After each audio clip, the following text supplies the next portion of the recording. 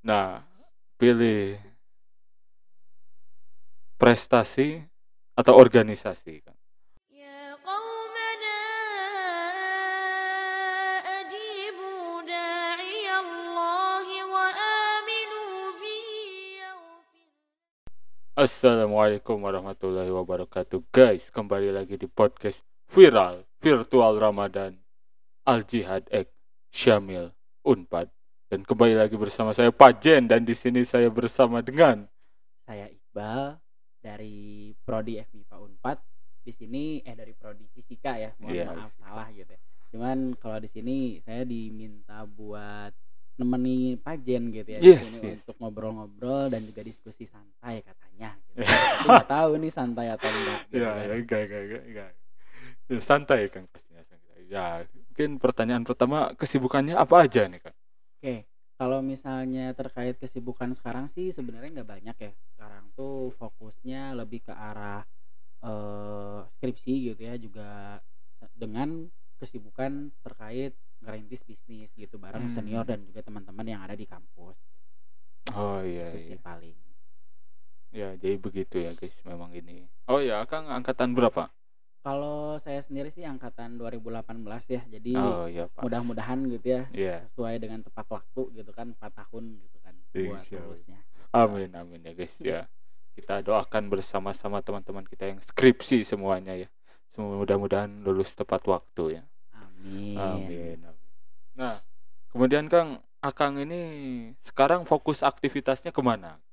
Kalau sekarang sih jelas fokusnya itu menyelesaikan dulu skripsi ya. Kenapa? Skripsi. Karena memang fokusnya ya udah gitu. Pokoknya pengen lulus dulu baru bisa bener-bener fokus ngejalanin bisnis. Sedangkan kan kalau misalnya sekarang kan ibaratkannya gini, sekarang lagi merintis bisnis juga iya, terus juga skripsi juga iya gitu kan. Iya. Jadinya kayak setengah-setengah dua-duanya gitu kan. Jadinya sekarang difokusin ya udah fokus dulu nyelesain skripsi, baru nanti selesai itu baru bisa lebih difokusin lagi ke ngerintis bisnisnya. Tapi tetap saat ini juga ngerintis bisnis juga masih dalam berjalan gitu, masih berjalan gitu. Gitu kurang lebihnya. Iya, memang. Jadi kadang-kadang kita emang harus memprioritaskan suatu hal ya, guys. Begitu. Bener. Nah, oke. Pertanyaan berikutnya nih. Akang punya prestasi apa aja nih selama kuliah di Unpad? Sebenarnya kalau misalnya terkait prestasi sendiri sebenarnya nggak banyak ya. Iya. Dan ketika mendapatkannya pun sebenarnya nggak terlalu bisa dibilang itu usaha sendiri gitu. Yes, Tapi yes, memang yes. banyak banget lah faktor-faktor pendukung yang akhirnya bisa mendapatkan hal tersebut. Prestasi saya tuh saya pernah satu-satunya sih itu juga satu-satunya mendapatkan juara 2 di LKTI nasional Nasional. di kegiatan yang namanya tuh injection kalau nggak salah dari Universitas Halu Oleo kalau nggak salah gitu ya. Cuman saya juga kurang ingat soalnya emang udah lama gitu kan, jadi nggak terlalu ingat juga. Cuman ya kurang lebih seperti itu sih Pak Jet. Wah, siap, Kang, siap. Ya, guys. Jadi begitu ya. Nah, pertanyaan berikutnya, kalau Akang punya ikut organisasi enggak? Kalau organisasi saat ini udah enggak. Ya. Cuman kalau memang dari riwayat ketika masuk menjadi mahasiswa gitu, ada beberapa organisasi yang saya ikuti sebenarnya. Kalau ini diceritain? Ya, boleh Oh, diceritain. boleh ya diceritain. Iya, Oke, iya. gitu kan. Jadi kalau misalnya pas maba tuh saya ikut organisasi tuh di BEM fakultas sama di himpunan. Gitu. Kalau di BEM fakultas pas jadi maba tuh jadi wakil kepala departemennya Kastrat. Terus kalau di himpunan itu jadi staf bio gitu. Terus kalau buat tingkat selanjutnya gitu ya, tingkat selanjutnya tuh saya tuh cuman pegang satu yaitu di himpunan, jadi kepala bidang kemahasiswaan. Terus di tahun selanjutnya saya di BEM fakultas FMIPA Unpad itu juga sama jadi kepala bidang kemahasiswaan gitu sih paling. Kalau untuk sama di ini juga sih sama di dewan tuh legislatifnya himpunan Ya. di tingkat 3 tuh. Jadi kurang lebih seperti itu sih perjalanan organisasi saya. Wah, itu sangat panjang ya. Itu memang dari awal ada niatan. Wah, saya waktu maba saya udah ada niatan. Wah, saya pengen ke organisasi ini. Udah ada belum itu, Kang? Sebenarnya kalau dulu tuh pas maba banget tuh pengennya tuh aktifnya tuh di UNIF ya. Univ. Cuman karena satu dan lain hal gitu ya, diskusi panjang dengan berbagai macam orang gitu. Iya. Akhirnya ya udah gitu, dari awal Heeh. tuh pengennya ke UNIF, tapi karena memang satu dan lain hal jadi saya lebih memutuskan fokusnya di himpunan pada saat Himpunan, itu. iya. Jadi memang fokus saya tuh lebih banyaknya menyelesaikan tugas-tugas atau memperbaiki banyak hal di himpunan sebenarnya. Mhm. Pengennya gitu dari awal gitu sih. Jadi memang ada rencana pengen ikut organisasi, cuman ya tadi fokusnya saya pengennya lebih ke arah lingkup yang lebih kecil lah ya Iya, gitu, benar. untuk biar kerasa gitu kan apa yang saya berikan gitu. Kurang lebihnya gitu sih. Iya, siap, Kang. Kalau terkait, prestasi tadi dari awal masuk Unpad emang ada niatan prestasi gitu, Kang, atau enggak? Ini sih yang sedikit menggelitik gitu ya. Iya. Sebenarnya dulu tuh orang pas maba tuh, wah itu kayak maba yang sangat idealis gitu ya, ambisius Idealis. gitu, Yes, yes, yes, sangat yes. ambisius dengan berbagai macam hal. Dulu Iya. saya tuh punya impian, saya pengen aktif organisasi, saya pengen berprestasi, saya pengen banyak hal gitu ya. Cuman Mmm. ternyata realita tidak berkata ya seperti itu gitu kan. Iya. Ternyata gak bisa nih kita melakukan hal itu semua dengan satu waktu. Mungkin ada yang bisa, tapi itu Yes. adalah beberapa orang yang memang diberi kelebihan lain lah oleh Tuhan gitu ya, Iya. untuk melakukan itu gitu. Cuman kalau dari maba sih memang jujur saya dulu pengennya, saya pengen ikut PKM gitu ya, saya Mhm. pengen ikut LKTI juga gitu, saya Masya pengen Allah. ikut organisasi gitu kan, tapi ternyata gak bisa gitu. Akhirnya saya Mhm. juga mengikutinya ketika di tingkat 3 gitu kan, Mhm. perlombaan yang tadi gitu sih. Jadi kalau ditanya tentang itu ya kayak gitu kurang lebihnya. Yes, yes. Emang waktu maba itu masa-masa paling semangat ya kan kalau kita itu. Betul Wah, sekali. jadi pengen banyak cita-cita ya. Ternyata proses tidak semudah itu, guys. Jadi jadi begitu. Bener bener bener, itu proses emang penting, itu harus dimaknai mungkin ya. Ya, betul. Ya, terus berikutnya nih, Kang. Gimana tuh kok bisa menang itu juara 2 nasional gitu, Kang? Oke, sebenarnya kalau misalnya terkait kenapa bisa menang ini, banyak hal faktor pendukungnya gitu, Mhm. kenapa akhirnya saya bisa menjuara ini gitu kan. Ya. Salah satu faktor utamanya adalah karena senior saya gitu ya, atau alumni saya, yang akhirnya sangat membimbing saya dari awal sampai akhir. Bahkan Mmm. dari tahap pembuatan abstrak, itu benar-benar dibimbing sampai direview oleh beliau gitu kan. Masya Allah. Direview Ya. terkait abstraknya gimana, terus pas jadi papernya pun direview oleh beliau gitu kan. Terus tidak lupa juga dengan dosen pembimbing saya, yang pada saat Mmm. itu dosen pembimbing saya itu Pak Cukup gitu kan. Masya Iya, Allah. dosen Ya, ya. dosen pembimbing saya Pak Cukup yang juga memang sangat membimbing gitu. Apalagi yang paling sangat berdampaknya itu kepada tim saya, pertanyaan-pertanyaan yang dilontarkan oleh Pak Cukup pada saat bimbingan gitu terkait Mhm. lomba tersebut. Dan memang pertanyaan-pertanyaan tersebut yang muncul ketika Mmm. di final gitu kan, ketika pas presentasi terus ada sesi tanya jawab. Nah, pertanyaan-pertanyaan dilontarkan Pak Cukup itu sangat banyak sekali yang keluar. Mmm. Gitu sih. Jadi kalau ditanya kenapa bisa, karena memang banyak banget faktor pendukung gitu ya. Jadi Iya. bukan murni dari kelompok kami gitu, bukan dari kelompok saya gitu ya. Tapi memang ya udah itu memang banyaknya faktor dari luar pendukung yang akhirnya membuat tim kami bisa baik gitu dalam perlombaan tersebut gitu kurang lebih. Masya Allah. Ya, jadi emang, apa tadi, supporting system ya, ya. Faktor pendukung itu sangat berpengaruh, guys. Kita juga kalau Ramadan ya, kita ini membutuhkan faktor pendukung. Di antaranya itu lingkungan yang baik ya, Kang, lingkungan Betul yang baik. sekali. Tuh. Nah, terus terkait ini, Kang, sejak masuk, oh udah tadi ya, sejak masuk Unpad. Nah, gimana cara bagi waktu antara kuliah, organisasi, sama prestasi atau penelitian gitu, Kang?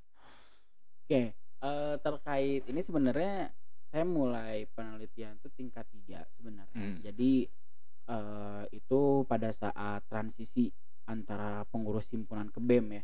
Jadi Mhm. memang di sana masih belum ada banyak kegiatan. Jadi masih dibilang tidak terlalu sibuk lah pada saat itu. Iya. Jadi memang waktu itu kenapa saya akhirnya bisa mengikuti kegiatan tersebut, karena memang waktunya ada gitu ya, terus Mhm. sumber daya manusianya ada gitu. Jadi Mmm. kebetulan memang pada saat itu gak terlalu sibuk, jadi bisa mengatur waktunya Iya. Cuman kalau memang pertanyaannya lebih ke arah bagaimana sih caranya mengatur waktu, memanajemen waktu dan lain sebagainya. Sebenarnya dari saya pribadi tuh kalau secara pribadi akademik saya tuh sebenarnya nggak terbilang bagus banget gitu ya. Iya. Tapi ya udah biasa-biasa aja gitu. Sebagaimana layaknya mahasiswa biasa gitu ya Yes, yes, mengikuti yes, kegiatan kampus gitu. Cuman terkait kenapa akhirnya saya tidak terlalu tertinggal gitu dibanding teman-teman saya yang lain yang benar-benar aktif di akademik dan lain sebagainya. Karena memang saya punya prinsip aja sih sebenarnya yang menjadikan itu modal untuk memanage waktu sendiri. Jadi prinsip saya tuh lebih ke arah kewajiban saya adalah mahasiswa gitu kan. Yes. Kewajiban mahasiswa itu seminimalnya gitu ya. Seminimalnya adalah harus bisa menyelesaikan studinya gitu kan. Harus bisa menyelesaikan studinya dengan tidak mengalami masalah-masalah terlalu berarti gitu kan. Itu prinsip saya. Kenapa? Karena saya masih di dalam tanggungan orang tua ketika saya masih menjadi mahasiswa gitu kan. Jadi saya tidak ingin terlalu membebani orang tua, jadinya saya juga mengsperkan waktu lebih untuk kegiatan-kegiatan akademik gitu kan. Begitu juga dengan kegiatan organisasi gitu kan. Jadi biasanya saya tuh ngesperin waktu. Biasanya kan kalau organisasi itu mulai aktif terutama pada saat pandemi seperti ini kan mulai aktifnya itu dari jam 8 ya biasanya. Iya. Jam 8 sampai kadang sampai jam 1, jam 2 atau Yes, bahkan yes, sampai yes. subuh gitu ya. Yes, Nah, yes, gitu yes, kan. yes. Biasanya saya mensperkan waktu saya buat akademik tuh kadang ketika selesai kegiatan organisasi gitu ya di jam 1, jam 2 mungkin ngerjain tugas atau pada saat hari libur gitu biasanya hari Minggu gitu kan yang biasanya kosong ketika memang tidak ada kegiatan organisasi saya spare waktu di sana buat akademik gitu. Cuman memang salahnya saya pada saat perkuliahan gitu. Saya itu sering kali tertidur pada saat Waduh, itu kayaknya perkuliahan kita gitu kan. semua. Iya gitu. Ya. Karena mungkin banyaknya kegiatan organisasi pada saat itu gitu ya, jadinya terlalu membebani juga gitu ya. Akhirnya ini jangan diikuti ya sebenarnya. Ya. Jadi seringnya kadang bukan sering sih sebenarnya. Jadi banyak kali terjadi bahwa saya itu tertidur pada saat perkuliahan gitu. Tapi kelas offline mah nggak tidur ya kan? Kadang kalau kelas Kadang. offline juga ini mohon maaf ya kalau misalnya ada dosen yang ngeliat gitu. Karena kelas offline juga biasanya duduk belakang gitu ya. Kadang kalau misalnya tidak terlalu ketat gitu dosennya, biasanya saya suka tertidur juga sebenarnya gitu. Jadi ya sebenarnya kebiasaan saya bisa dibilang tidak terlalu baik gitu diikuti gitu ya. Jadi mungkin bisa jadi referensi aja gitu. Kalau misalnya ya udah, kalau prinsip saya yang penting bisa ikutin dulu terkait nanti ke depannya ya kita yang penting tuh banyak diskusi lah dengan dosen gitu. Karena dari awal saya maba tuh saya sering banget ngobrol sama dosen, apalagi ketika ngurus organisasi tuh saya sering banget berinteraksi dengan dosen. Jadinya ketika bingung pun bisa nanya juga ke dosen ataupun nanya ke teman-teman terkait kebutuhan-kebutuhan lainnya gitu sih kurang lebih. Iya. Jadi emang pembagian waktunya itu berdasarkan prinsip dulu ya Kang. Iya. Soalnya kita juga guys, kita ini dibebani oleh berbagai macam tanggung jawab, berbagai macam kewajiban ya Kang. Betul. Terus bagaimana kita mengalokasikan memberikan hak kepada kewajiban tersebut. Fadlan Ahya Imani 2002. Mantap. Oke.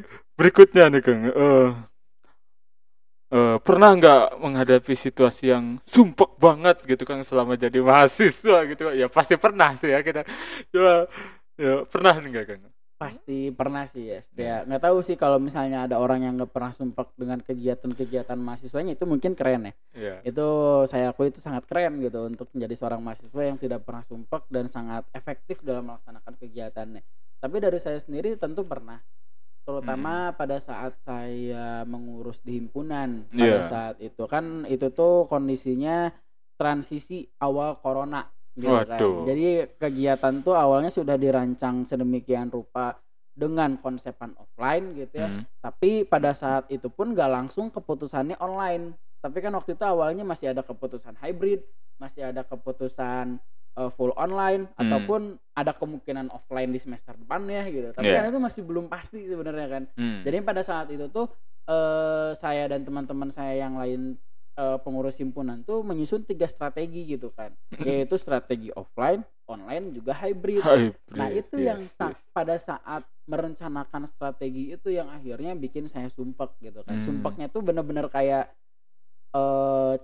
capeknya tuh bukan karena fisiknya gitu, tapi karena pikiran gitu. Karena Iya. harus mikirin ketika hybrid kan kita nggak pernah tuh, tapi kita Hmm. harus cari referensi baru atau mencari inovasi baru untuk Yes, kegiatan yes. hybrid ataupun kegiatan online. Kita harus mulai belajar tools-tools yang bisa membantu kegiatan-kegiatan online gitu kan. Jadi Yes. memang sumpeknya di sana sih, karena memang banyak hal baru yang harus dipelajari, banyak hal yang akhirnya perlu diimprovisasi, banyak hal juga yang akhirnya perlu diselesaikan karena pada saat itu kuliah sedang padat-padatnya, sedangkan organisasi juga sedang padat-padatnya juga gitu. Yes, Jadi itu yes. benar-benar sumpek dan untungnya bisa dilewatin juga sih Oh, akhirnya gitu. alhamdulillah. Nah, cara ngelewatinnya itu gimana, Kang? Kalau itu sih sebenarnya karena pada saat itu kan saya punya beberapa partner Yes, saya gitu ya yes. di himpunan. Dan alhamdulillah yang partner saya tuh sangat mendukung gitu. Jadi mendukung di sini tuh mereka semangat untuk menyelesaikan tanggung jawab mereka di dalam kegiatan organisasinya gitu ya. Dan saya pun malu ketika akhirnya saya tidak bisa maksimal, tapi anak-anak saya bisa maksimal gitu kan. Ya. Jadinya saya juga terpacu untuk lebih maksimal lagi gitu Yes, kan. Jadi yes. walaupun sumpek, akhirnya tetap dipaksakan jalan gitu. Capek ya pasti capek gitu kan. Ya. Capek pasti capek, cuman ya gimana caranya kita ngenetralisir ketika hal itu terjadi. Nah, dengan cara kalau orang sendiri ngelihatnya dari semangat anak-anak orang gitu. Anak-anak orang masih semangat, kenapa orang harus gak semangat gitu. Yes, yes, Itu yes. sih sebenarnya. Ya, jadi emang situasi ketidakpastian ini paling bikin stres ya. Iya, betul banget. Untuk mahasiswa apalagi guys, ente yang belum pernah offline ya, saya doakan semoga cepat offline ya. Amin, amin, amin. Ya, dan teman-teman yang lagi stres ya gitu solusinya. Jadi emang butuh ini ya, walaupun ada halangan sebesar apapun, tapi kalau kita semangat dan bersungguh-sungguh menyelesaikannya, insya Allah ya Kang, Betul, betul. insya Allah bisa selesai. Kalau belum selesai juga gimana ya semangat aja tetap. Nah, ada nggak Kang saran buat mahasiswa muda nih, Bung, ini ditonton oleh masyarakat netizen nih. Saran terkait apa dulu nih? Nah, mungkin terkait ini ya, terkait berkegiatan mahasiswa dan prestasi, Kang. Oke, kalau misalnya terkait itu sih sebenarnya saya tidak bisa memberikan banyak referensi gitu ya terkait hal tersebut. Tapi mungkin yang bisa saya sampaikan adalah dari awal setiap tahun tuh harus punya tujuan. Tujuan di sini tuh kalian boleh gitu ya, kalian boleh ingin aktif menjadi organisatoris gitu ya, atau misalnya pengen menjadi akademik, tapi tolong jangan setengah-setengah. Kenapa? Karena misalnya setengah-setengah sangat disayangkan ketika teman-teman tidak bisa mendapatkan poin dari apa yang pengen teman-teman ambil. Oh, gitu. esensi ya kan? Iya, benar banget. Karena kalau misalnya setengah-setengah kan kadang misal ikut organisasi setengah-setengah gitu kan, tapi akhirnya jadinya nggak dapet apa sih yang akhirnya didapatkan dari organisasi tersebut gitu kan. Sedangkan organisasi itu bukan hanya tentang menyelesaikan tanggung jawab kan, tapi bagaimana caranya kita mengambil apa yang akhirnya kita pelajari dari organisasi tersebut. Itu kan sebenarnya tujuan mahasiswa ikut organisasi agar apa yang didapatkannya itu bisa digunakan sebenarnya ketika menjadi mahasiswa juga menjadi pasca kampus gitu ya. Terus kalau misalnya terkait prestasi sendiri ya tadi sebenarnya sama, jangan sampai pengen ngejar prestasi tapi setengah-setengah gitu kan. Jadi ya totalitasin aja semuanya gitu ya. Dan tentuin dari awal tahun tuh biasanya saya nentuin apa sih yang pengen orang capai gitu di tahun ini, skill apa sih yang pengen orang coba tingkatin, apa sih yang pengen orang fokusin di tahun ini yang akhirnya sangat berguna buat orang nanti selesai kuliah gitu kan ya. Jadi dari awal udah nge-plottingin dulu nih kira-kira apa yang orang butuhin, barulah orang mapping apa yang akhirnya orang ambil pada saat tahun tersebut gitu sih kurang lebihnya.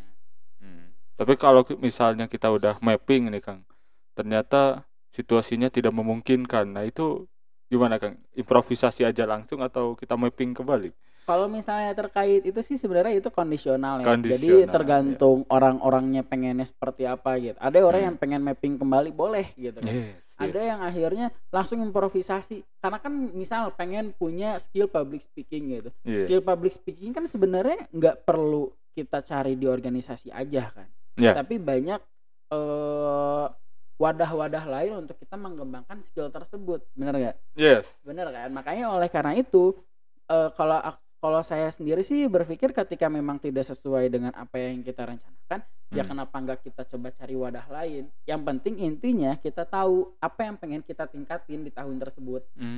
Gitu sih kalau saya pribadi lebih mikirnya ke sana gitu. Yeah. Dibanding ngejar oh ya udah saya pengen jadi seseorang gitu di organisatoris atau misalnya pengen jadi mendapatkan prestasi A gitu ya. Yeah. Misal saya pengen juara 1 nasional, saya lebih ke arah ya udah apa yang pengen saya cari secara skillnya gitu ya. Baru itu yang saya coba kembangkan gitu. Sebenarnya saya bisa dapat skill ini dari mana gitu. Apakah dari organisasi atau dari mana nih? Kan bisa aja sekarang tuh mulai aktif ya kegiatan-kegiatan pelatihan online, Iya, misalnya, kursus atau misalnya pelatihan yang memang modelnya bootcamp offline, misalnya kan banyak ya gitu. Cuman kan hal tersebut juga tergantung dukungan finansialnya masing-masing kan. Tapi kan nggak semuanya harus berbayar. Bahkan sekarang banyak banget course yang gratis dan itu bisa dinikmati oleh semua orang sebenarnya. Gitu. Jadi ya tadi balik lagi dari saya sendiri lebih memikir ya udah gimana caranya saya mapping dulu kira-kira apa sih yang pengen saya tingkatin di tahun ini, baru saya coba cari jalannya gitu. Ya yang penting ada tujuan dulu iya, ya Kang. Betul banget. Nah terus ini terakhir Kang, last question jadi. boleh. Ini yang paling sensitif ya di kita. Nah pilih prestasi atau organisasi Kang? Kalau saya pribadi sih saya pikir saya gak bisa milih antara keduanya. Tapi kalau misalnya secara dominan, kalau dari pribadi saya gitu ya, dari pribadi saya lebih memilih organisasi gitu. Kenapa? Karena dari organisasi ini saya banyak belajar gitu, belajar tentang apa yang akhirnya tidak bisa saya dapatkan di perkuliahan. Cuman memang pembelajaran itu bisa didapatkan ketika memang tadi gimana caranya kita ikhlas dan memaknai terkait apa ya peran kita di organisasi gitu kan. Karena sejadi apapun kalian di organisasi gitu ya, pasti ada hal yang bisa teman-teman pelajari ketika teman-teman ikhlas gitu. Itu sih intinya gitu. Karena dari organisasi juga saya belajar bagaimana caranya saya berbicara di depan umum ketika presentasi LKTI yang saya jalani gitu kan, ataupun kegiatan-kegiatan lainnya. Itu sih paling Pak J. Iya, jadi memang penting ya esensi itu. Ya, jadi kalau teman-teman melakukan kegiatan pasti kan totalitas supaya esensinya itu dapat ya Kang. Betul. Misalnya ini jangan kira saya praktekkan ya. Misalnya kita kuliah. Saya ulangi, jangan kira saya praktekkan ya. Kita kuliah. Nah, esensi dari kuliah itu kan paham ya. Nah, kapan kita tidak memperhatikan dengan baik, kita tidak mendapat esensinya, kita tidak paham. Berarti kuliah kita formalitas. Nah, berarti kita membuang-buang waktu kita secara tidak langsung begitu. Nah, sama dengan ini juga. Ini organisasi kita ya. Kalau organisasi kita misalnya totalitas sekemampuan kita, bukan totalitas yang berlebihan gitu ya. Nanti kita akan dapat esensinya. Contohnya kita bisa public speaking, kita bisa manajemen sumber daya manusia dan lain-lain ya, guys. Ya mungkin begitu saja ya Kang. Betul. Nah, terima kasih atas bincang-bincangnya. Siap atau kalau gitu mah. Ya, dan stay with us guys. Don't forget to subscribe, like and share our video, and kami akhiri. Wassalamualaikum warahmatullahi wabarakatuh. Waalaikumsalam warahmatullahi wabarakatuh.